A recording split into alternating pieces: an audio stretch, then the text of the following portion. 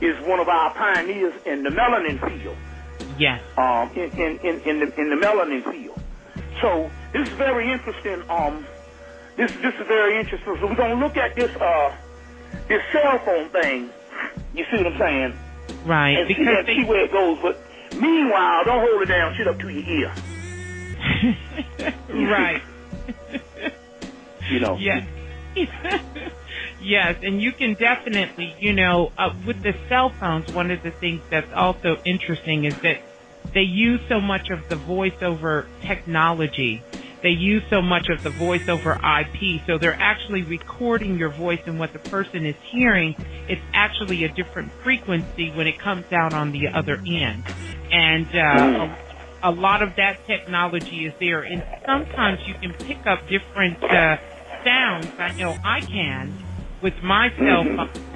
Then I can actually pick up without using other types of phones. So yeah. Mm-hmm. Right. Yeah. Now this is interesting. Pretty much what our souls might do. Because we do know that they had Stephen Hawking to come out and say that the aliens are coming and be afraid of them.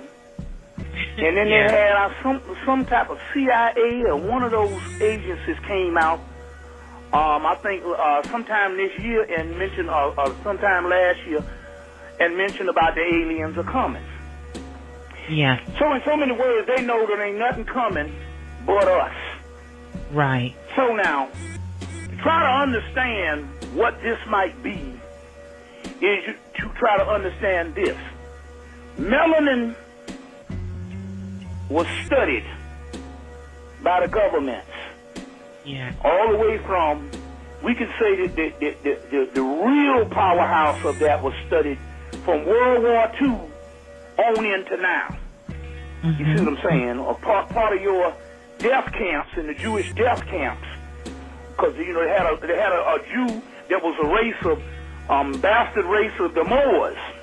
Yes. That was rolling around Europe, and these were our cousins, these black people that they threw out of every country in Europe, and then the final solution to wiping them up was this strain of these Jews was to put them in the concentration camps, and that's where they studied a form of melanin, which was before it was called melanin, it was called occultum.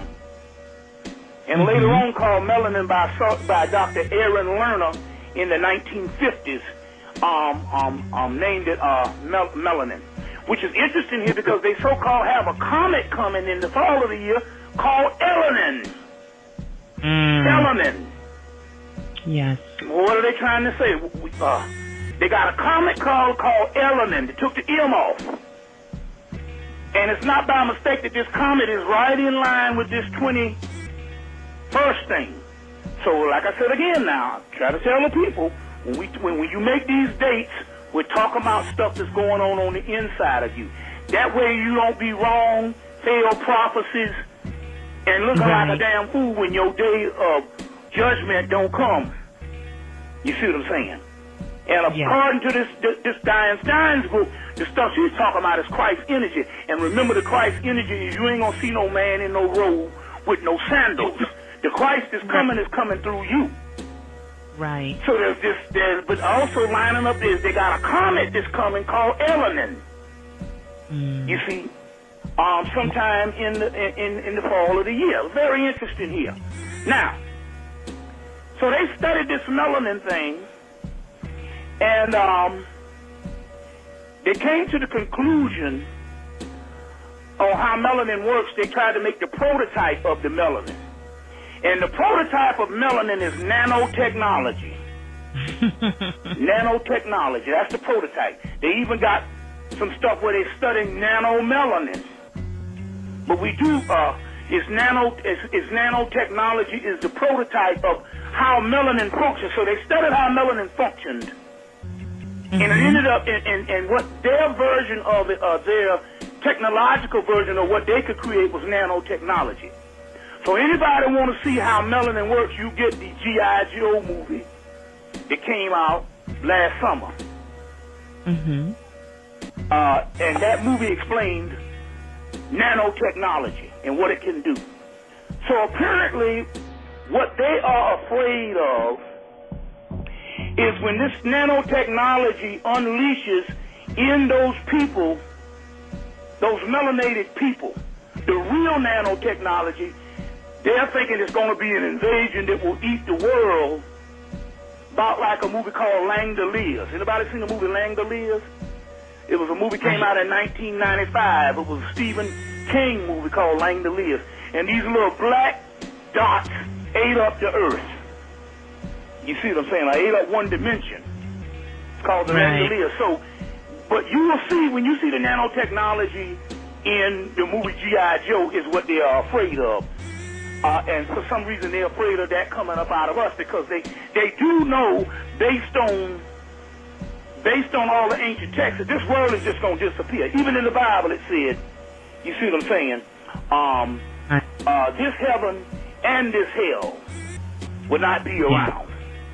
Right. Because if hell ain't going to be around, what the hell are you scared of? Hell is only a state of condition, and based on your knowledge of where you are in this world. It can be hell, or it can be heaven. That's correct. You see? Yeah. You see? Right. So now, but they say this heaven and earth will not be around. So obviously this thing is going to disappear, and they are afraid.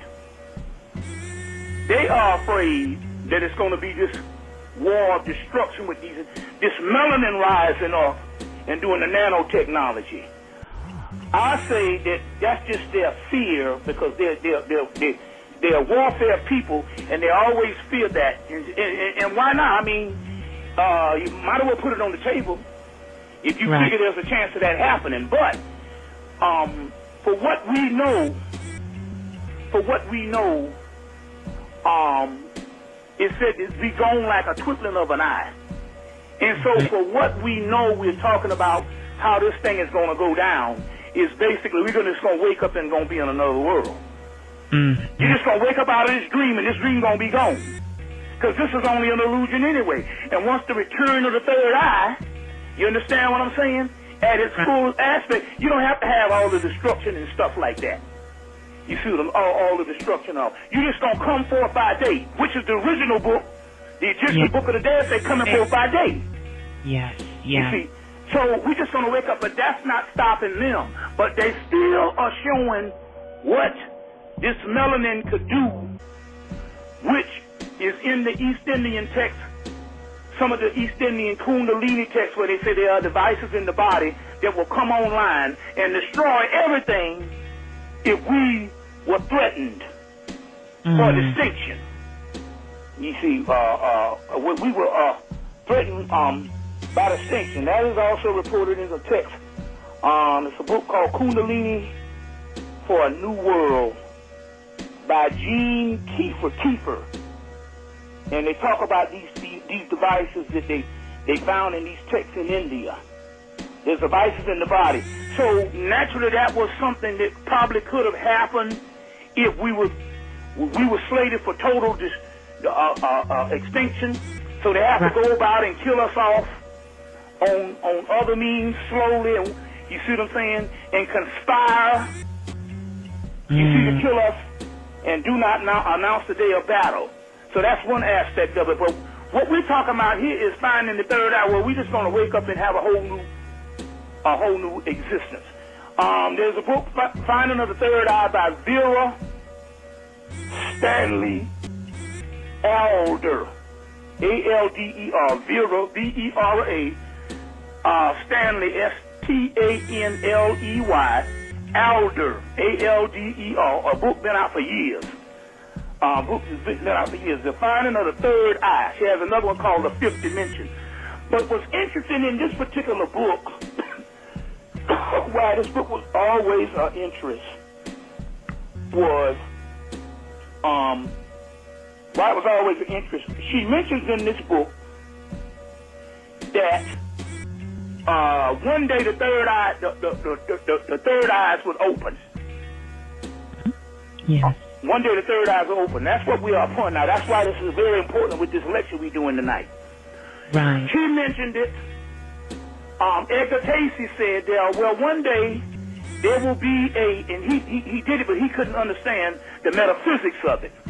So he said, one day there will be an incarnation of an entity called John Pineal. So he was looking for like a Christ figure. But John Pineal is the pineal gland. You see, and you got John, you got On, you got Elijah, you got Enoch, you got in a line of one before Christ would be Tahuti. So John is translated back into Egyptian as Ta'an or Tahuti. So John Pineal is melanin and the light of the pineal gland, the light of the world. So the entire Christ is the light of the world.